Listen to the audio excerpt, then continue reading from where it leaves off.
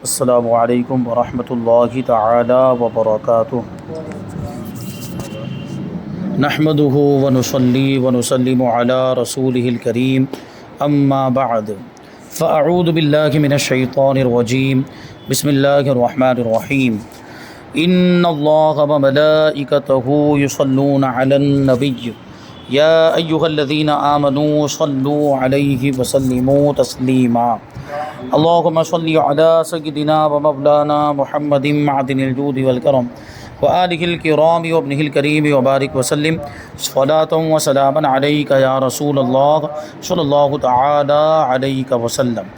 حج کا بیان جاری ہے، اور اس سے پہلے والے درس میں حج کے تعلق سے بہت ساری باتیں بیان کی گئی۔ حج کسے کہتے ہیں، حج کی کتنی قسمیں ہیں۔ اب یہاں سے حج کا مختصر طریقہ بیان کیا جا رہا ہے۔ کہتے ہیں کہ پاکستان اور ہندوستان سے آنے والے عموماً حج تمتع ہی کیا کرتے ہیں۔ ذیل میں نہایت اختصار سے اس کا طریقہ، جبکہ قربانی کا جانور ساتھ میں نہ ہو، گھر سے روانہ ہو کر اختتام حج تک پیش خدمت ہے، یعنی اس کو بیان کیا جاتا ہے۔ اور عام طور پر یہاں سے ہندوستان وغیرہ سے جو بھی لوگ بر صغیر سے جو بھی مسلمان جاتے ہیں حج کرنے کے لیے، تو ساتھ میں جانور لے کر نہیں جاتے وہاں پہ قربانی کرنے کے لیے، جانور وہاں سے خریدا جاتا ہے اور پھر اس کی قربانی کی جاتی ہے۔ تو یہ طریقہ ان لوگوں کے لیے بیان کیا جا رہا ہے جو یہاں سے ہندوستان، پاکستان، بنگلہ دیش وغیرہ سے جاتے ہیں۔ نمبر 1 پر ہے کہ گھر سے روانگی۔ نمبر 2، میقات سے پہلے عمرے کی نیت سے احرام باندھنا۔ میقات یہ مقرر کی گئی ہے، 5 میقاتیں ہیں، وہ شاید اس کا بیان تفصیل کے ساتھ آگے آئے گا۔ ہمارے لیے جو میقات ہے ہندوستان پاکستان والوں کے لیے وہ ہے یلملم۔ یہ ایک پہاڑ ہے، اس پہاڑ کا نام ہے کوہ یلملم، اور اسی کے نام سے وہ جگہ مشہور ہے، وہ ہندوستان والوں کے لیے میقات ہے۔ اب اگر خشکی کے راستے سے جاتے تو وہ پہاڑ آتا، وہ جگہ آتی، لیکن اگر ہوائی جہاز سے جاتے، اور ہوائی جہاز ہی سے تو جاتے ہیں ایروپلین کے ذریعے، تو اس میں ہوتا یہ ہے کہ وہ جو پلین ہے وہ ڈائریکٹ جدہ جا کے اترتا ہے، تو جو یلملم جو جگہ ہے، جو میقات ہے ہندوستان والوں کی، وہ اسی میں گزر جاتی ہے، یعنی فلائٹ اس کو کراس کر جاتی ہے۔ تو اس لیے ضروری ہے کہ وہ یلملم پہاڑی آنے سے پہلے، وہ مقام و جگہ آنے سے پہلے، میقات آنے سے پہلے ہی احرام باندھ لیا جائے اور عمرے کی نیت کر لی جائے، یہ ضروری ہے۔ اب ہوتا کیا ہے کہ فلائٹ میں کپڑے بدلنے کا انتظام نہیں ہوتا، یا اس طرح کی سہولت نہیں ہوتی۔ ویسے بھی فلائٹ میں بھی بدل سکتے ہیں، کوئی مسئلہ نہیں ہے، یا یہ کہ پہلے سے بدل کر بیٹھے ہوں اور جب وہ میقات آنے والی ہو اس سے پہلے نیت کر لے، یہ بھی ہو سکتا ہے کہ فلائٹ ہی میں نیت کر لے۔ بہت سے لوگ ایسا کرتے بھی ہیں کہ میقات آنے سے پہلے وہ واش روم میں جا کر کپڑے چینج کرتے ہیں اور وہ احرام والا کپڑا پہن کر آتے ہیں۔ اب جو لیڈیز ہیں ان کے لیے تو کوئی مسئلہ ہی نہیں، وہ تو جو نارمل لباس پہنتی، سلا ہوا لباس بھی وہ پہن سکتی، بس ان کو نیت کرنی ہے، احرام میں عمرے کی نیت کرنی ہے، تو وہاں سے ان کی پابندیاں شروع ہو جائے گی، لیڈیز کے لیے کوئی مسئلہ نہیں۔ لیکن جینٹس جو ہیں، مرد حضرات، ان کو کپڑا بدلنا ہے، وہ بغیر سلا ہوا کپڑا پہننا ہے ان کو، تو وہ جو کپڑا ہے وہ احرام والا کپڑا ان کو میقات سے پہلے ہی پہننا ضروری ہے، اور میقات سے پہلے ہی احرام کی نیت کرنا ضروری، عمرے کی نیت کرنا ضروری ہے۔ تو وہ کچھ لوگ وہاں پہ بھی کرتے ہیں، اور وہ اکثر جو فلائٹس ہوتی ہیں اس میں اعلان بھی ہوتا ہے، عام طور پر جو سعودی کے ایئر لائنز ہے، یا جو ہے کہ اس طرف کے ممالک سے تعلق رکھنے والی جو ایئر لائنز ہیں، اس میں اعلان ہوتا ہے کہ میقات آنے والی ہے، جو لوگ عمرہ کرنے کے ارادے سے جا رہے ہیں وہ احرام باندھ لیں۔ لیکن وہ کیا ہوتا ہے، وہ اکثر تو عربی میں ہوتا ہے اور انگلش میں ہوتا ہے۔ اگر وہاں کی فلائٹ ہے تو عربی میں اعلان کریں گے، انگلش میں اعلان کریں گے، تو کسی کو عربی اور انگلش دونوں نہیں آتی ہے تو وہ کیا، اس کو پتہ ہی نہیں چل پائے گا۔ اور ایسی صورت میں بغیر احرام کے اگر میقات کو کراس کر لیا تو دم واجب ہو جائے گا، دم یعنی ایک بکرے کی قربانی واجب ہو جائے گی، اور اس کو ساقط کرنے کے لیے ضروری ہوگا کہ پھر سے میقات جائے اور وہاں سے احرام باندھ کر آئے۔ لیکن ایسا پھر کیوں ہونے دینا ہمیں؟ تو احتیاطاً یہ کیا جاتا ہے کہ یہاں سے جب جانے لگتے ہیں، یعنی کوئی ممبئی سے جا رہا ہے، کوئی احمد آباد سے جا رہا ہے، کوئی دہلی سے جا رہا ہے، یعنی ہندوستان میں کہیں سے بھی جو لوگ جا رہے ہیں، تو وہ ایئرپورٹ ہی سے احرام باندھ لیتے ہیں، ایئرپورٹ ہی سے احرام باندھ لیتے ہیں، یہیں سے نیت بھی کر لیتے ہیں، یہاں سے وہ 2 رکعت نماز بھی ادا کر لیتے ہیں۔ تو یہ طریقہ بھی اختیار کیا جا سکتا ہے۔ اور دوسرا طریقہ یہ ہے کہ کپڑا یہاں سے پہن لے، جو بغیر سلا ہوا جو کپڑا ہے وہ احرام کا کپڑا یہاں سے پہن لے، نیت نہ کرے، اور فلائٹ میں بیٹھ جائے اور فلائٹ جب اڑنے لگے اور میقات آنے والی ہو تو میقات کے آنے سے پہلے وہ بیٹھے بیٹھے اپنی سیٹ پر ہی وہ نیت کر لے، احرام کی نیت کر لے، عمرے کی نیت کر لے۔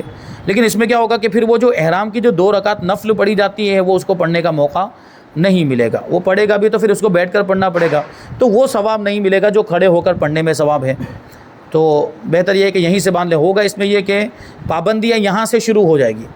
اگر ایئرپورٹ ہی سے، یہاں ممبئی کے ایئرپورٹ سے یا احمد آباد کے ایئرپورٹ سے یا کسی دوسرے ایئرپورٹ سے یہیں سے عمرے کی نیت کر لی، احرام باندھ لیا ہے، تو یہیں سے احرام کی پابندیاں شروع ہو جائے گی۔ احرام کی پابندیاں انشاءاللہ تبارک و تعالیٰ آگے بیان کریں گے کہ کیا کیا ہے، کن چیزوں سے بچنا ضروری ہے، اس کو بیان کریں گے۔ تو میقات سے پہلے عمرے کی نیت سے احرام باندھنا۔ تیسرے نمبر پر کعبہ شریف کا طواف کرنا، یعنی وہاں پہنچ گئے، حرم شریف میں پہنچ گئے تو سب سے پہلے کیا کرنا ہے؟ کعبہ شریف کا طواف۔ اور جب طواف مکمل ہو جائے تو طواف کے چکر کتنے ہوتے ہیں؟ 7 چکر ہوتے ہیں۔ اس کا طریقہ آئے گا انشاءاللہ ابھی آگے۔ پھر مقام ابراہیم پر آ کر 2 رکعت نماز ادا کرنا، یہ جو نماز ہوتی ہے یہ اس کو نماز طواف کہا جاتا ہے، یہ واجب ہے۔ پھر آب زمزم پینا، یہ بہت ہی مختصر طور پر بیان کر رہے ہیں اور کچھ چیزیں یہ چھوڑ بھی رہے ہیں آسانی کے لیے۔ اب جب ہو گیا تو پھر طواف ہو گیا تو سعی کرنا، صفا مروہ کے درمیان سعی جو کی جاتی ہے، اور اس کے بعد حلق یا قصر کروانا اور احرام کھول دینا۔ حلق کروانا یعنی پورا سر منڈا دینا، اور قصر کروانے کا مطلب یہ ہے کہ پورے سر کے بال یا 1/4 سر یعنی 1/4 حصے کے بال، سر کے 1/4 حصے کے بال 1 پورے کے برابر کٹ جانا، یعنی اس انداز میں کاٹنا کہ 1 پورے کے برابر وہ کٹ جائے۔ 1 پورے کا مطلب کیا ہوا کہ یہ انگلی ہماری، تو کوئی چیز یہ جو بال ہیں ان کو بالوں کو اس پہ لپیٹیں ایسے، تو 1 مرتبہ 1 راؤنڈ گھمانے میں، 1 راؤنڈ لپیٹنے میں جتنے بال آئیں گے اتنے بال کٹنا ضروری ہے۔ مثال کے طور پر یہ بال ہیں تو ان بالوں کو ایسے انگلی پر لپیٹنا ہے، یہ لپیٹے، تو اس لپیٹنے میں یہ اتنے بال جو آئے، 1 راؤنڈ کے اندر جتنے بال آئے ہیں اتنے بال کٹنا ضروری ہے، یا تو پورے سر کے یا کم سے کم 1/4 سر کے اتنے بال کٹنا ضروری ہے۔ تو تقصیر، اب اتنے بال کی کون کاٹ پائے گا جس کے لمبے لمبے بال ہو، جس کے بال پہلے ہی سے چھوٹوں کے اتنا راؤنڈ نکل ہی نہیں سکتا ہے اس میں سے، تو اس کو تو پھر سر منڈانا ہی پڑے گا، اس کو پورے سر کے بال اتارنے پڑیں گے۔ یہ ہو گیا۔ پھر 5 نمبر پر کہتے ہیں کہ 8 ذی الحجہ کو دوبارہ احرام باندھ کر مینا جانے کی تیاری کرنا، اور مینا میں جا کر ظہر، عصر، مغرب اور عشاء کی نماز ادا کرنا۔ 6 نمبر پر ہے 9 ذی الحجہ کو مقام عرفات میں ظہر اور عصر کی نمازیں پڑھنا اور وقوف عرفات کرنا، یعنی وہاں پر ٹھہرنا۔ اور پھر ہے کہ 9 ذی الحجہ کو سورج غروب ہونے کے بعد عرفات سے مزدلفہ پہنچ کر نماز مغرب و عشاء ملا کر پڑھنا، رات مزدلفہ میں قیام کرنا یعنی وہیں پر رکنا، اور طلوع آفتاب سے کچھ پہلے تک مزدلفہ میں وقوف کرنا، سورج طلوع ہونے سے پہلے کچھ پہلے تک وہیں پر ٹھہرے رہنا۔ یہ مزدلفہ، مینا اور عرفات یہ سب مکہ مکرمہ کے ارد گرد یہ کچھ جگہیں ہیں چند کلومیٹر کے فاصلے پر، تو یہ اس طریقے سے وہاں پر حاجیوں کو جانا پڑتا ہے اور وہاں وقوف کرنا پڑتا ہے، وہاں پہ ٹھہرنا پڑتا ہے۔ اس میں جو وقوف عرفات ہے وہ تو فرض ہے، ضروری ہے، وہ اگر نہیں کیا تو حج ادا ہی نہیں ہوگا۔ پھر کہتے ہیں کہ 10 ذی الحجہ کو مزدلفہ سے مینا میں آنا یعنی واپس آنا، اور جمرۃ العقبہ پر کنکریاں مارنا۔ مینا میں یہ جمرۃ العقبہ موجود ہے، یہ 10 ذی الحجہ کو اس کو کنکری ماری جاتی ہے۔ قربانی کرنا اور حلق یا قصر کرنا، ٹھیک ہے، قربانی ہو جائے اس کے بعد حلق اور قصر کرا کے احرام سے باہر ہو جائیں گے۔ پھر 10 ذی الحجہ کو حلق یا قصر کرانے کے بعد مکہ مکرمہ میں جا کر طواف زیارت کرنا، کیونکہ یہ جو عرفات ہے، مینا ہے، مزدلفہ، یہ مکہ مکرمہ کے باہر مانے جاتے ہیں۔ اب تو جو ہے آبادی بڑھتی جا رہی ہے تو دھیرے دھیرے یہ سب متصل ہو گئی، وہ آبادی میں یہ سب جگہیں شامل ہو گئی ہیں، لیکن یہ ہیں حقیقت میں مکہ مکرمہ کے باہر کی جگہ، عرفات ہیں، مزدلفہ ہے اور مینا۔ تو 10 ذی الحجہ کو قصر کروانے کے بعد یا حلق کروانے کے بعد واپس مکہ مکرمہ آئے اور طواف زیارت کرے، اور جہاں بھی طواف کا لفظ بولا جاتا ہے تو اس سے وہ 7 چکر مراد ہے خانہ کعبہ کے۔ پھر کہتے ہیں 11، 12، 13 ذی الحجہ کو مینا میں قیام کرنا، یعنی طواف زیارت کرنے کے بعد پھر سے مینا میں جائیں، اور تینوں دنوں میں جمرات پر کنکریاں مار کر مکہ مکرمہ روانہ ہونا۔ کیا بتایا؟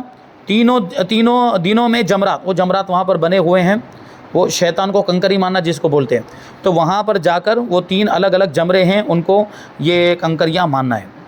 پھر 14 ذی الحجہ یا جب رخصت کا ارادہ ہو طواف وداع کرنا، طواف وداع اور طواف رخصت بھی اس کو کہا جاتا ہے، یعنی رخصت ہونے والا طواف، یعنی جب ہم مکہ مکرمہ سے نکلنے کا ارادہ کریں، اگر کوئی 14 ہی کو نکل رہا ہے، 14 تاریخ ہی کو، 14ویں چاند کو، تو وہ اسی وقت کر لے گا، یا یہ کہ اگر رکنے کا ارادہ ہے، عام طور پر تو ہوتا ہی ہے کہ حج ادا کر لینے کے بعد، اس کے ارکان ادا ہو جانے کے بعد 2-3 دن رکتے ہیں، پھر مدینہ منورہ چلے جاتے ہیں، کچھ لوگ زیادہ بھی رکتے ہیں۔ تو جب وہاں سے جانے کا ارادہ ہو، رخصت ہونے کا ارادہ ہو، تب یہ طواف کیا جائے گا، جس کو طواف وداع اور طواف رخصت کہا جاتا ہے۔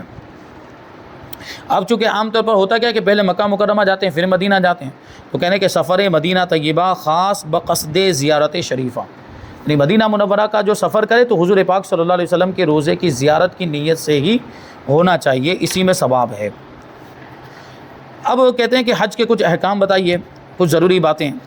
کہتے ہیں پہلے نمبر پر ہے کہ حج فرض ہے، جو اس کی فرضیت کا انکار کرے وہ کافر ہو جائے گا، کیونکہ حج کی فرضیت قرآن و حدیث سے ثابت ہے۔ حج عمر بھر میں صرف ایک مرتبہ ہی فرض ہے، وہ بھی صاحب استطاعت پر، جو طاقت رکھتا ہے اسی پر فرض ہے۔ نمبر 2، جس شخص کو حج پر جانے کی قدرت حاصل ہو جائے، جس کے اندر طاقت ہو، تو اس پر اسی سال حج پر جانا فرض ہے۔ اگر تاخیر کرے گا تو گنہگار ہوگا۔ بہت سے لوگوں کے ایسے معاملات دیکھیں کہ مالدار ہیں، خوب دولت ہے، لکھ پتی ہیں، کروڑ پتی ہیں، لیکن حج کرنے کے لیے نہیں جا رہے، جبکہ دولت مال ہونے کی وجہ سے ان کے اندر استطاعت آ گئی اور ان پر حج فرض ہو چکا۔ جب حج فرض ہو چکا اور جیسے ہی فرض ہوا اسی سال کرنا ضروری ہے، اس سال فرض ہوا تو اسی سال حج کرنا ضروری ہے۔ اب اگر تاخیر کریں گے تو گنہگار۔ تو لوگ سوچتے ہیں کہ ابھی جانے کی کیا ضرورت ہے، ابھی تو بہت ٹائم باقی ہے، 5-6 سال بعد جائیں گے، یا بوڑھے ہوں گے تو جائیں گے۔ عام طور پر تو یہ تصور بنا ہوا ہے، ابھی تھوڑی سی تبدیلی آ رہی ہے، نوجوان بھی جانے لگ گئے، لیکن پہلے تو عام طور پر یہ سوچا جاتا تھا کہ حج کرنا مطلب بڑھاپے میں، بہت بوڑھے ہو گئے، اب مطلب آخری وقت چل رہا ہے تو حج کرنے کے لیے بھیجا جائے، یہ سوچا جاتا ہے، اور یہ سوچ بنی ہوئی تھی، لیکن اب تھوڑی تبدیلی آ رہی ہے علماء کی صحبت میں رہنے کی وجہ سے اور علماء سے تعلق ہونے کی وجہ سے یہ فرق آیا، مسائل معلوم ہوئے لوگوں کو کہ حج فرض ہو جائے تو فوراً کرنا، اسی سال کرنا ضروری ہوتا ہے۔ حج فرض ہو جانے کے باوجود بغیر کسی شرعی عذر کے اگر کوئی تاخیر کر رہا ہے تو گنہگار ہوگا۔ نمبر 3، قدرت ہونے کے باوجود جو شخص چند سال تک حج نہ کرے وہ فاسق ہے، بہت بڑا گنہگار۔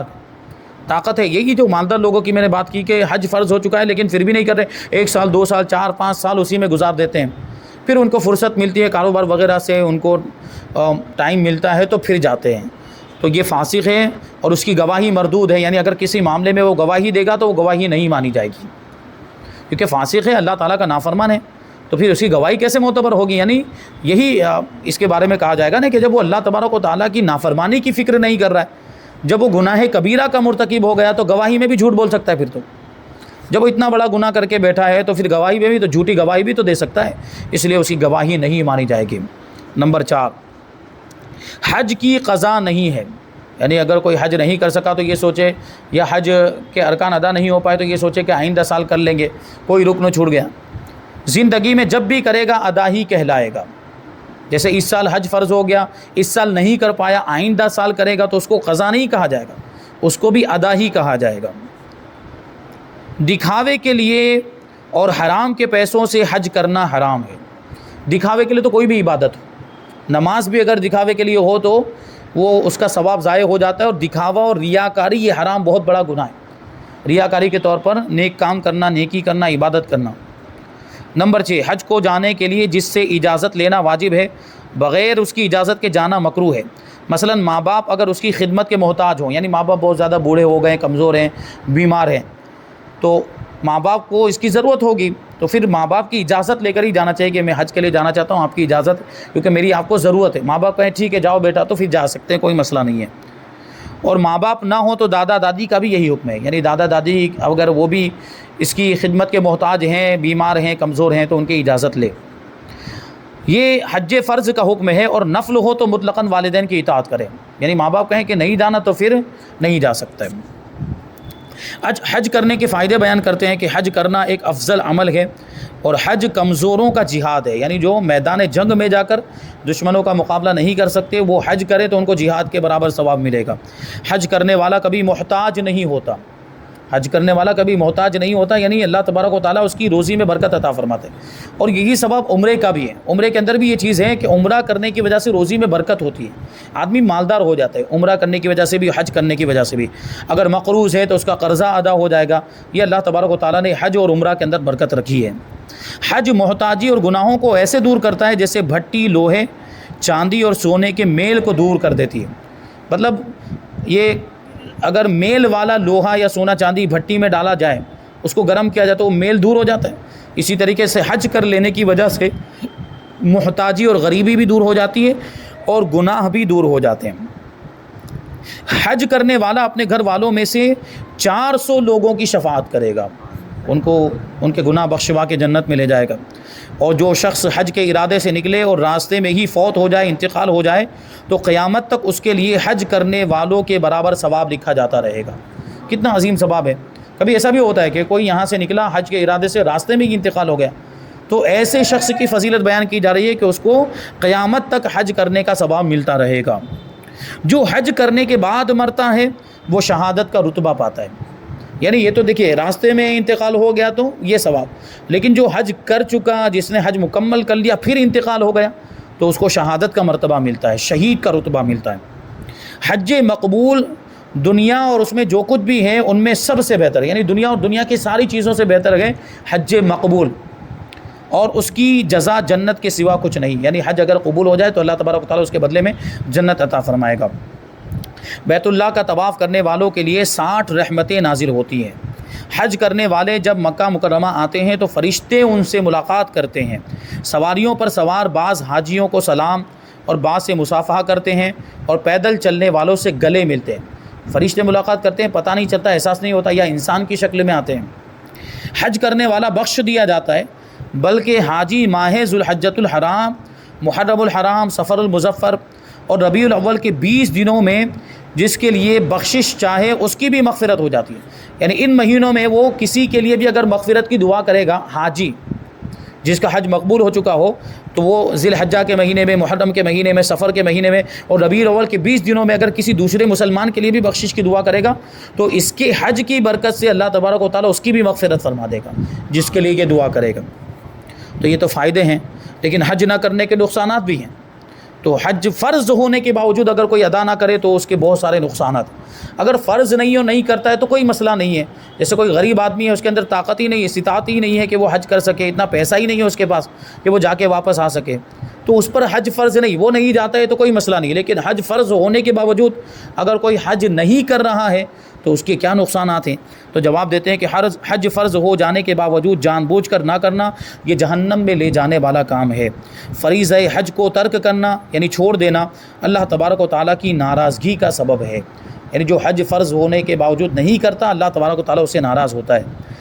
جو حج پر قادر ہو اور حج نہ کرے وہ سخت مجرم اور گنہگار ہے۔ استطاعت کے باوجود حج نہ کرنے کا عمل کفار سے مشابہت رکھتا ہے، جسے حج کرنے سے نہ ظاہری حاجت رکاوٹ ہوئی، نہ ظالم بادشاہ، نہ کوئی ایسا مرض بیماری جو روک دے، پھر بغیر حج کیے مر گیا تو وہ چاہے یہودی ہو کر مرے یا نصرانی ہو کر مرے، اللہ کو اس کی حاجت نہیں۔ جس بندے کا جسم تندرست ہو اور وہ مالی اعتبار سے بھی خوشحال ہو اور وہ 5 سال تک حج نہ کرے تو وہ ضرور محروم ہے، یعنی اللہ کی رحمت سے محروم ہے۔ مالدار ہے، سب کچھ ہے، طاقت ہے، استطاعت ہے، اس کے باوجود بھی حج نہیں کر رہا، کوئی مجبوری بھی نہیں، اور 5 سال تک حج نہیں کیا تو وہ اللہ کی رحمت سے محروم ہوگا۔ آگے سوال یہ ہے کہ اگر کسی شخص پر حج فرض ہو جائے مگر اس کی بیٹی جوان گھر میں ہو تو کیا اسے حج کرنے کے لیے جانا چاہیے یا پہلے بیٹی کی شادی کرانی چاہیے؟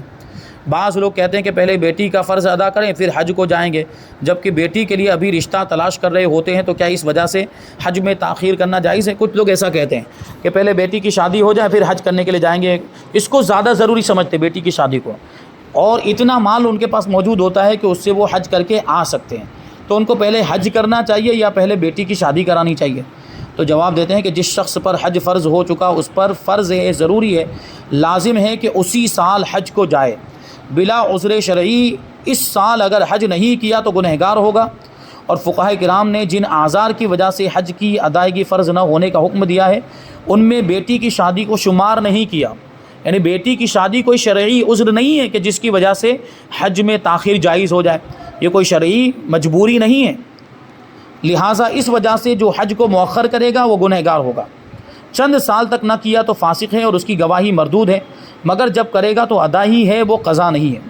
بعض لوگوں کا خیال ہوتا ہے کہ اگر حج کرنے جائیں گے تو بچیوں کی شادی کے لیے پیسے نہیں بچیں گے، تو یاد رہے کہ شادی کے لیے کثیر اخراجات کرنا نہ فرض ہے نہ لازم۔ یہ تو ہم نے اس میں یہ سب چیزیں ڈال دی، رسم و رواج اور ایسا، مطلب ہم نے نکاح کو اتنا زیادہ ہوا بنا دیا کہ اس میں شادی میں اتنے زیادہ خرچے کرنے پڑتے، ورنہ نکاح تو بڑا ہی سستا ہوتا ہے، اور اس میں شریعت کے اعتبار سے اگر نکاح کیا جائے تو اس میں کوئی بھی اتنا خرچہ نہیں ہے۔ شریعت کے اعتبار سے نکاح کا مطلب کیا ہوتا ہے کہ مہر کے بدلے میں ایجاب و قبول ہو جائے، اور مہر جو ہے وہ 33 گرام چاندی کے برابر یا اس سے کچھ زیادہ ہو، جتنا زیادہ رکھنا چاہتے ہوں۔ تو یہ اس میں بھی کوئی بہت زیادہ خرچہ نہیں، وہ 3000 مطلب 3000 بھی مہر رکھ سکتے ہیں، 5000 بھی مہر رکھ سکتے ہیں۔ مہر کے بدلے میں ایجاب و قبول ہو جائے تو یہ نکاح ہو گیا، 5000 خرچے میں ہی ہو گیا۔ اور اس کے علاوہ رہ جاتا ہے ولیمہ، تو ولیمہ کرنا سنت ہے، اگر نہیں بھی کریں گے تو کوئی گناہ نہیں۔ تو سوچے نکاح کتنا سستا ہے، اس کو ہم نے مہنگا بنایا ہوا ہے۔ تو یہ سوچے کہ اتنا خرچہ ہونے والا، اتنا تو وہ تو آپ کی سوچ کے مطابق خرچہ ہونے والا ہے نا، ورنہ شریعت نے تو کوئی خرچہ مقرر نہیں کیا، اتنا خرچہ کرنا ہے، اتنا پیسہ یہ پانی کرنا ہے یا قرضہ لینا ہے۔ قرضہ لے کر بھی خرچہ کرتے ہیں لوگ، نہیں اگر خود کے پاس نہیں ہوتا تو دوسرے کے پاس قرضہ لے کے پھر پوری زندگی وہ قرضہ ادا کرنے میں گزر جاتی ہے باپ کی۔ بلکہ باپ کے تو مسائل ایسے ہوتے ہیں کہ بیٹی پیدا ہوئی، بچی پیدا ہوئی، تو وہ اس کے پیدا ہوتے ہی اس کی شادی کی فکر اس کو ستانے لگتی ہے کہ اس کی اب شادی کیسے کروں گا۔ بیٹے کے تعلق سے تو اس کو یہ تھوڑا اطمینان ہوتا ہے، اعتماد ہوتا ہے کہ یہ بڑا ہو کر کمائے گا تو خود بخود تھوڑا بہت انتظام ہو جائے گا، لیکن بیٹی کے تعلق سے زیادہ پریشانی ہوتی ہے، اور خاص طور پر ان جگہوں پر جہاں جہیز کے بڑے معاملات چلتے ہیں۔ یعنی لڑکی کی شادی کرو تو بہت سارا سامان ساتھ میں دینا پڑتا ہے جہیز میں، یہ دو وہ دو، تو اس کی بھی تیاری، تو بڑے مسائل، یہ سب چیزیں ان کی وجہ سے نکاح مہنگا ہو گیا، جبکہ یہ نکاح کا حصہ ہے ہی نہیں۔ یہ ساری چیزیں رسم و رواج، یہ جہیز وغیرہ، یہ نکاح کا حصہ ہی نہیں ہے۔ تو نکاح کو تو ہم نے مہنگا کیا، اس میں اتنے زیادہ خرچے کرنا نہ لازم ہے نہ فرض ہے، بلکہ بعض صورتوں میں تو گناہ ہے، جیسے گانے باجے اور ناجائز رسموں پر خرچ کرنا، یہ تو گناہ کے کام ہے۔ تو شریعت کے مطابق اور سادگی سے شادی کریں، جس کے لیے کثیر مال ہونا کوئی ضروری نہیں ہے، مختصر تھوڑا سا مال بھی ہو تو اس سے بھی نکاح ہو جائے گا۔ اور دوسری بات یہ ہے کہ حج کرنا مفلسی پیدا نہیں کرتا، حج کرنے کی وجہ سے آدمی غریب نہیں ہوتا، بلکہ حج تو مالدار بناتا ہے، حج تو غنی بناتا ہے، محتاجی کو دور کرتا ہے۔ لہٰذا حج کریں، مقدس مقامات پر جا کر دعا کریں، اللہ کریم بہتر اسباب پیدا فرمائے گا، یعنی بیٹی کی شادی کا بھی انتظام ہو جائے گا۔ حدیث پاک میں ہے کہ حج کرو غنی ہو جاؤ گے، یعنی مالدار ہو جاؤ گے۔ تو یہ حج کی فضیلت ہے۔ اس کے علاوہ بھی اور باتیں ہیں، جیسے حج کے ارکان کتنے ہیں، کون کون سے ہیں، اور حج کا رکن اعظم کون سا ہے، احرام کا معنی کیا ہوتا ہے، احرام کی حالت میں عطر لگانا کیسا ہے، ہاتھ میں اگر خوشبو لگ جائے احرام کی حالت میں تو کیا حکم ہوگا، احرام کی حالت میں جوم مار سکتے ہیں کہ نہیں مار سکتے، استباء کا مطلب کیا ہوتا ہے، استلام کا مطلب کیا ہوتا ہے، سعی کا مطلب کیا ہوتا ہے، رمی کا مطلب کیا ہوتا ہے، وہ سب تفصیل کے ساتھ انشاءاللہ تبارک و تعالیٰ آئندہ درس میں بیان کیا جائے گا۔ اللہ تبارک و تعالیٰ کی بارگاہ میں دعا ہے کہ جو کچھ بھی بیان ہوا اس پر ہم سب کو عمل کرنے کی توفیق عطا فرمائے۔ وما علینا الا البلاغ۔ السلام علیکم۔